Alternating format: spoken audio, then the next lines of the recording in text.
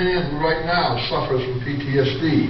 That's post-traumatic stress disorder. That is a mental illness that's brought on by a very traumatic event happening in the life of this man who relives it in dreams and has reactions to it when he sees certain scenes.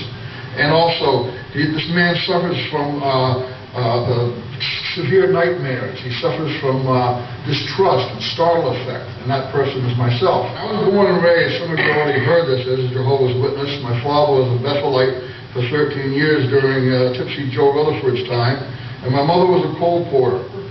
My parents and I lived in the North Bronx and often entertained the elite of the Watchtower, meaning Noor and Franz and George Couts, along with the branch servants from Finland, Erkki Gangangba and Peter Wenzel, the South African branch servant.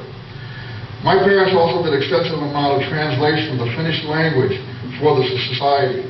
Some of it was done at home, and some of it was done at the Brooklyn Bethel, which I accompanied my parents. It was during one of these visits to Bethel that a Bethel family member sexually molested me or raped me.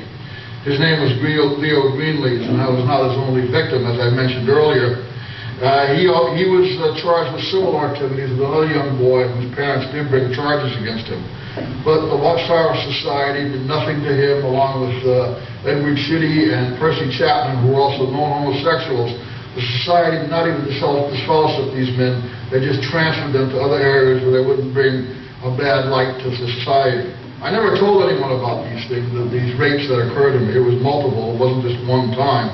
I lived with them throughout what I thought was my sin for years. I developed a love affair with the bottle and turned into a raving alcoholic. And finally, though, I broke free. I've been sober 11 years.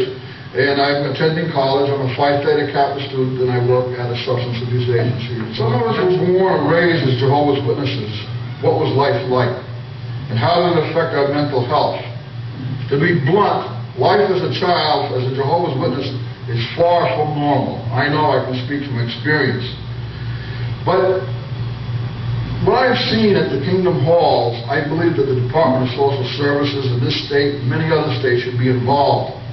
I have seen children as young as 2 be taken back in the Kingdom Hall, and you can hear them screaming from the beating that they're getting because a little 2-year-old can't sit there for the 2 hours during the boring dribble that you're hearing from the platform.